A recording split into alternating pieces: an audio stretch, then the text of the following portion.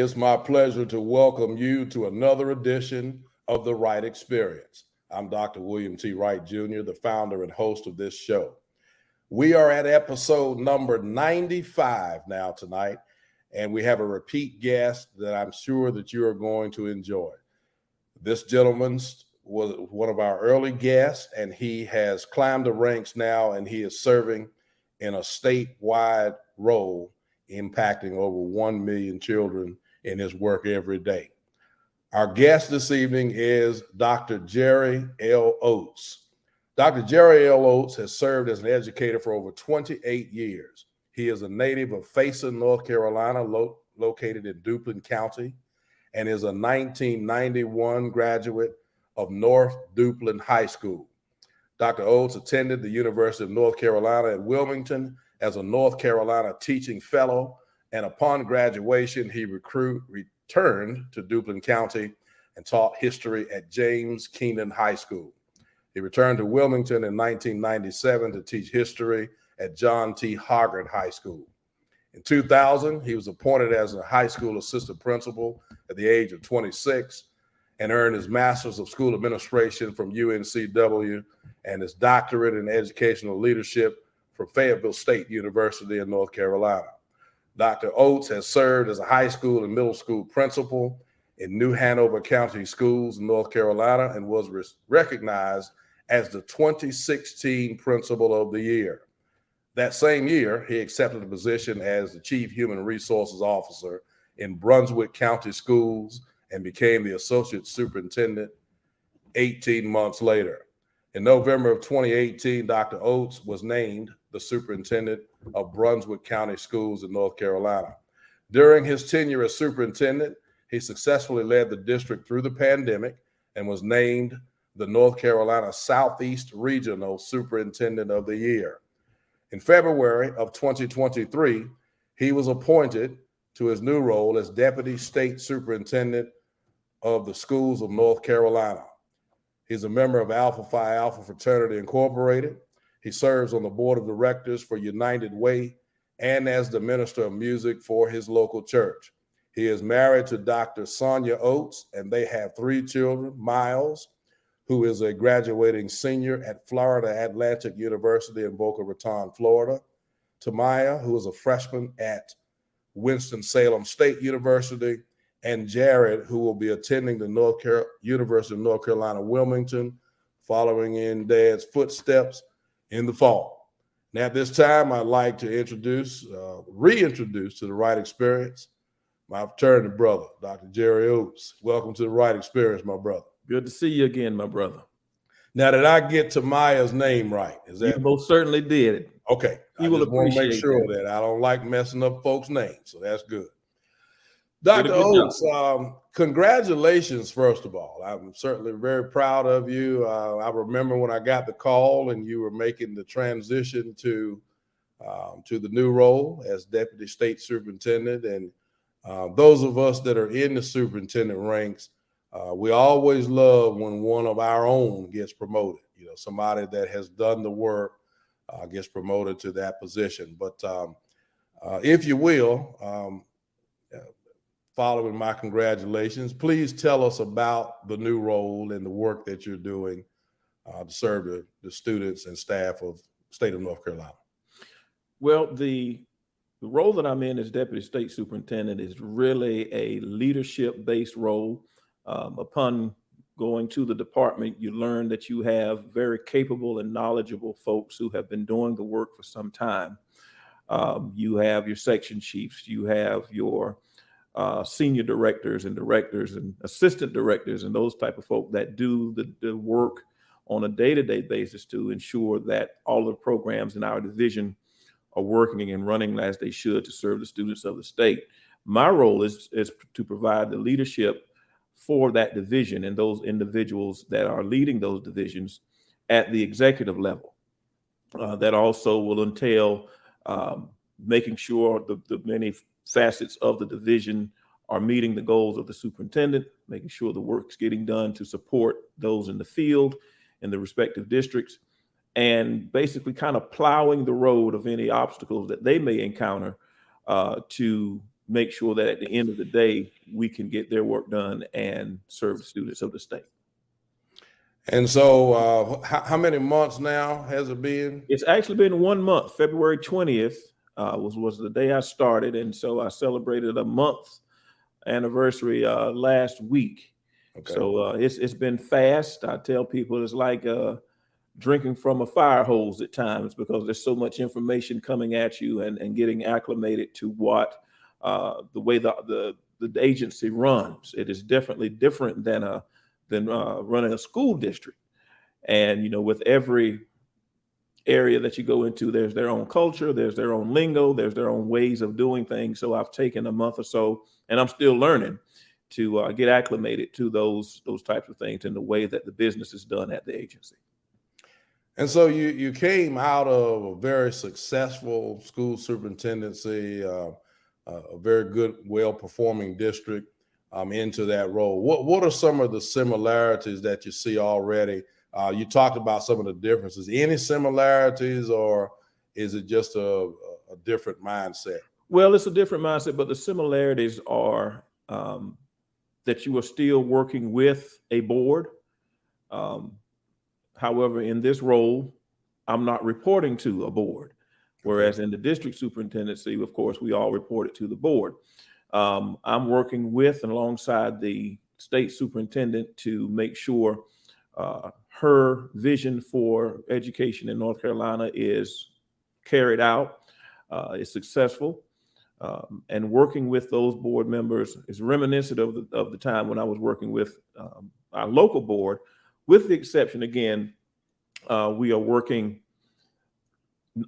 almost as a third leg to the stool, if you will, because you have the legislature, state board, and then you have us at the agency working together for all 1.5 million students of the state. That's amazing. 1.5 million lives that the work that you do impacts every day. That is certainly to be commended, and we're proud of you. Dr. Oates, let's talk a little bit about, if we could shift gears for a moment. We see already a lack of a pipeline, if you will, for leadership. You know, every turn, it seems that we turn now, we're kind of starving for leaders in public school education because people are exercising options, to be honest with you. So what do we do to continue to attract strong leaders into the field of education? What are some things that you may see at the state level that would be impactful for us? Well, I'm going to move even from the state level and go to the local levels, because this is something that I talked about as a district superintendent, and even before that, even as a principal. Okay.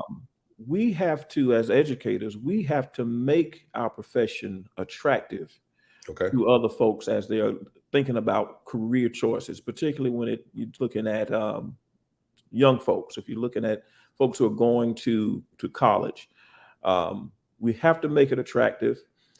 Salary, of course, is one of the main things we have to focus on in order to attract the talent that we want to grow into these leadership roles. But at the state level, I know the legislature here in North Carolina are working right now, as a matter of fact, to do things that I think will benefit the leaders for years to come, looking at raising salaries and bringing back master's pay for teachers, and those things are on the table as we speak, to be discussed and hopefully pushed through to benefit to have more teachers and leaders come through the ranks of education. As you know, folks are leaving education for various reasons, but we have to make this profession attractive and be the ones to promote it. Absolutely. As opposed to the ones who only paint the negativity that is associated with it. It's just like a fraternity. It depends on how you are seen and perceived by those on campus will determine which fraternity you go to, or if you go to a fraternity at all. So we're trying to definitely encourage folks to join the fraternity of educators across the state. And so that really, so what I hear you saying, and I've just had a conversation in my place about this the other day. We're in the business of marketing our profession.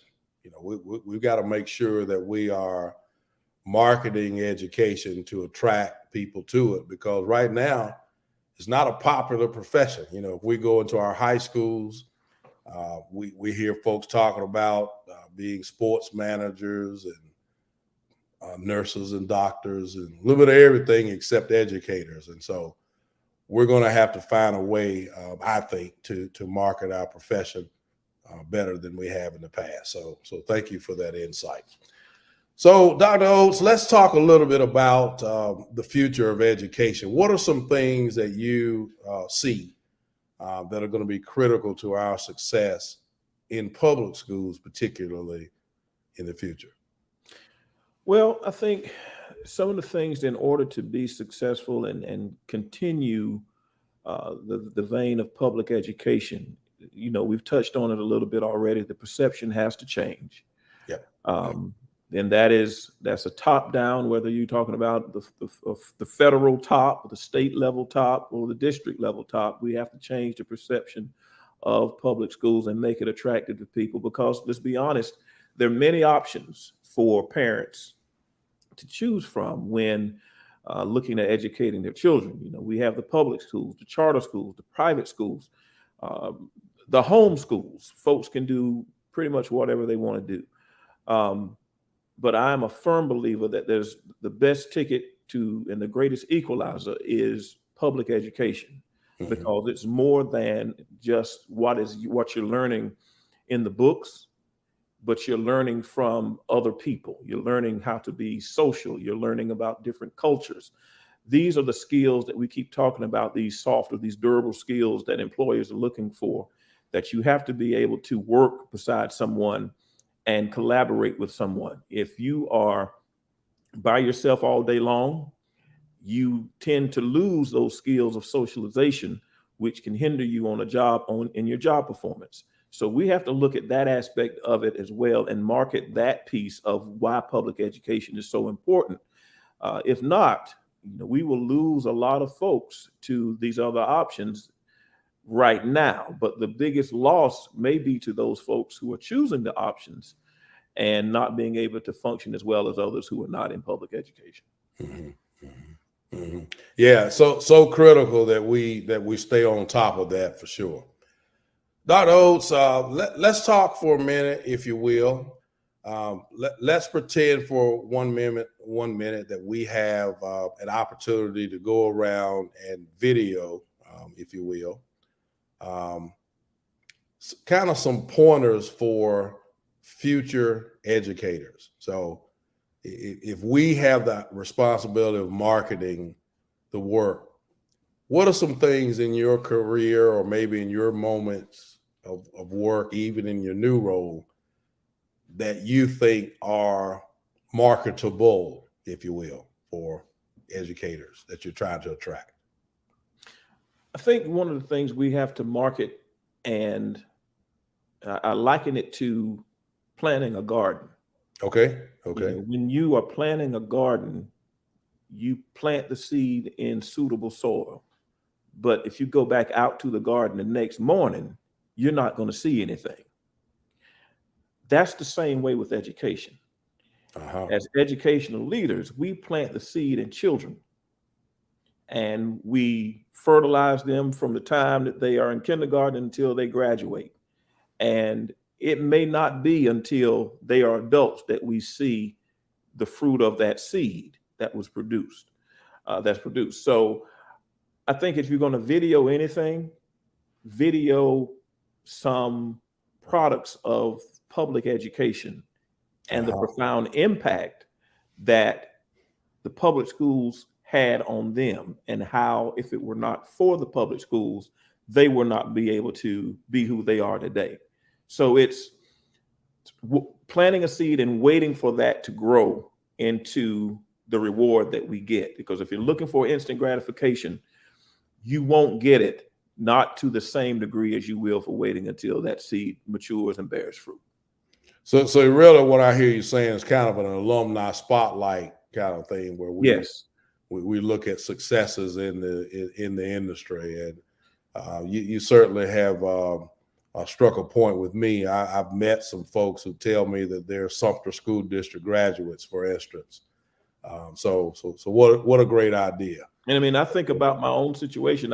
When I was named superintendent in Brunswick County and sworn in, I had my 11th and 12th grade teacher standing beside me. Okay. Because if it were not for her, I would not be there. She was there with my parents. So I wanted folks to understand that the profound impact that educators have on people, you may not see that immediately, but they sometimes can grow up to be school superintendents and, leaders in education, just as she was in the classroom. And that, my brother, can transition into getting people re-excited and reignited about our profession. I love it. I love it. So let's go here for a minute. You've done the research just like I have, Dr. Oates. We are starving, if you will, for Black male representation in education. We have, when you do the numbers are in single digits in terms of Black males that are physically teaching in the classroom. What, if anything, can we do about that? What do you think needs to be done differently? I was blessed to be a North Carolina teaching fellow back in '91. And what that meant was that I received a scholarship to go to UNCW specifically. And my entire college tuition was paid for 4 years. The other side of that was that I had to devote 4 years to teaching in the state of North Carolina. Although it went away for some time, it came back, but not in the full, robust form that it was back in the early 90s. I think we have to have some form of incentive for our Black males to go into it. Salary has to be a piece of it as well, overall, not just for Black males, of course, but just overall, because it would be difficult at best as a Black male to support a family on a beginning teacher's salary by just amen for just as it is. Now you folks down in South Carolina, y'all doing a little better than we are, your northern neighbors, but just a little bit. you know how it is. Right. Because I'll be honest and tell you, had it not been for being a musician on the weekends, that kind of helped with my income, I don't know if I may not have stayed in teaching. I enjoyed it, but I knew that there were things that I wanted out of life, and just having that one salary was not going to do it. So we need to look at that. We need to also, this goes for not only Black males, but just minority candidates in general. We have to have things in our districts or in our counties that attract minority folks to the area. Right. Right. I live on the coast. When I came back to Wilmington, it was where I went to college. So one of the things that New Hanover County used to do was their slogan was "Teach at the beach." Well, for a vast majority of minorities, the beach is not something that is attractive. So there has to be other things that would entice minorities to come. If you're living in the Triad area, in Raleigh and Durham and Greensboro and Winston-Salem, where there's a culture of that caters to minorities there, you would be more inclined to go. So we have to take a step back and look at what we have to offer, as opposed to saying, why aren't folks coming? Because there's a reason why. Well, we have to offer. I love it. I love it. And that makes the focus inward, doesn't it? Where we look at our communities and the quality of life and everything and so forth and so on. Thank you for that. In addition to, but you didn't leave out pay. I noticed you didn't leave out pay. You never leave out pay. That's all got to be a part of it as well.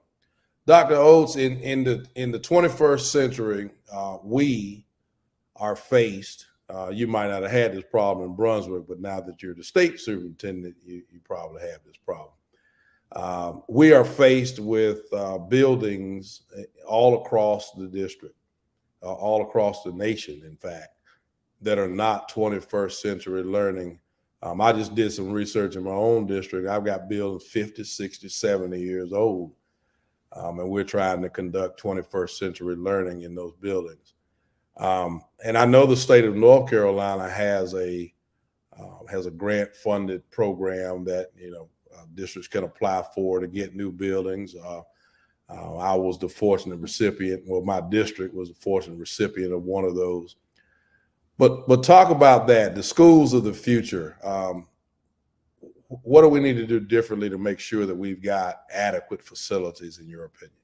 It's interesting. You can go back 50, 60 years in society. Right. And there's nothing that looks the same with the exception of schools. Isn't that amazing? That's right. Think about it. Our churches don't look the same. You go into some churches now, a lot of churches, they have screens, you have audio systems and all of these types of things. Your TVs are inches thin. Right. And they're hanging on the walls, but your cars are different. Schools have remained the same. So we have to move our facilities into an era, as you said, that is good for 21st century learning.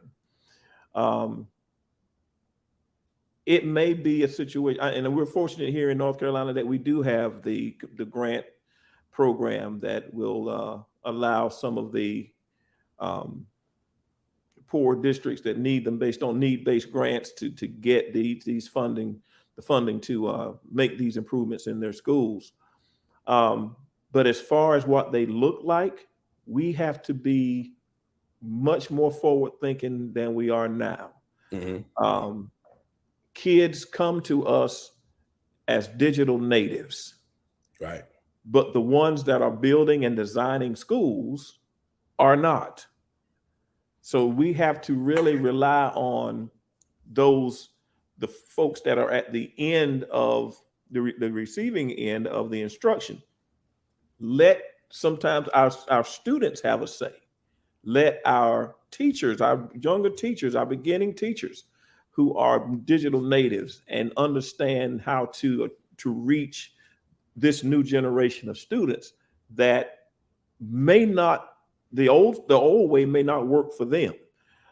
So by doing that, there's buy-in on both sides. We're listening to the needs of students and teachers, and we're taking their input and putting it into the way that we build facilities for our next generation of students that are coming through. So they would look totally different than what they look today. Because you can go, I'm sure you can go in some schools in Sumter and you're still going to see desks and rows.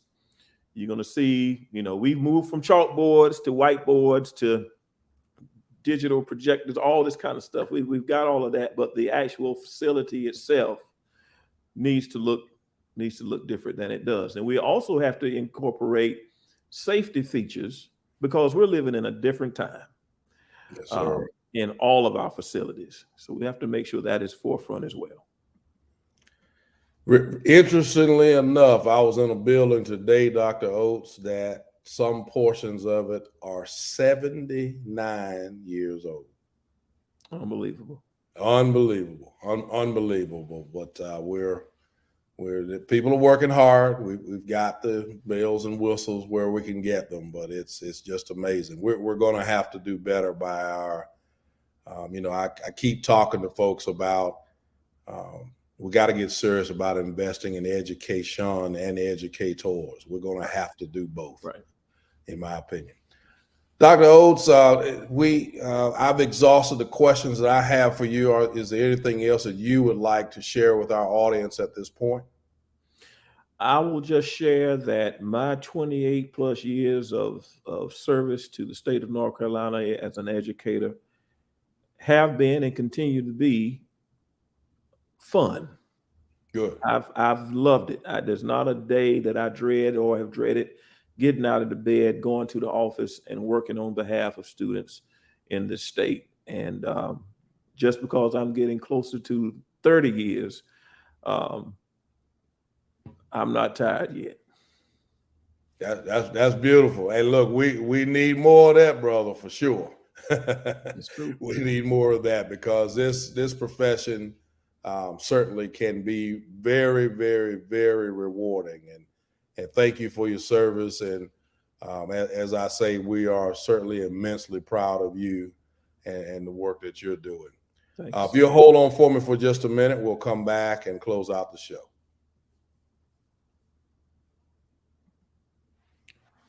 On the Wright Experience, as we move into the month of April, we do still have a few show openings. However, we've got some amazing guests continuing to appear on this show in the month of April and May. We're booking for both months right now, and we're looking forward to a robust summer as well. This show is designed, I hope that you're enjoying it, for you to learn a little bit more about what real leadership is. We have some guests coming forth very soon that are non-education leaders, as well as some more educational leaders. As people continue to move about this business, we're also dedicated to having them come back and share their new work with us, just as you heard tonight. I'd like for you to do me a favor. Please take the opportunity to let someone know about the work that we're doing. We would love for you to subscribe to our YouTube page. It is simply titled under my name. You can go and click on YouTube. You can put in Dr. William Wright Jr. and my page will come up. I would love for you to click like, comment, subscribe, do all of the above so that we can know that you're out there listening to us.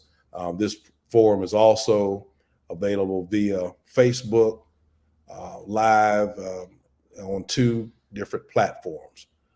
We're continuing to grow our brand and trying to get better every day. And we are thankful to those of you that choose to be a part of the Wright Experience.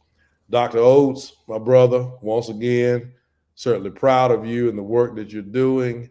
And we're certainly looking forward to the continued success. 28 years and you ain't tired yet. We're certainly grateful for that. And to the Wright Experience audience, thank you and good evening.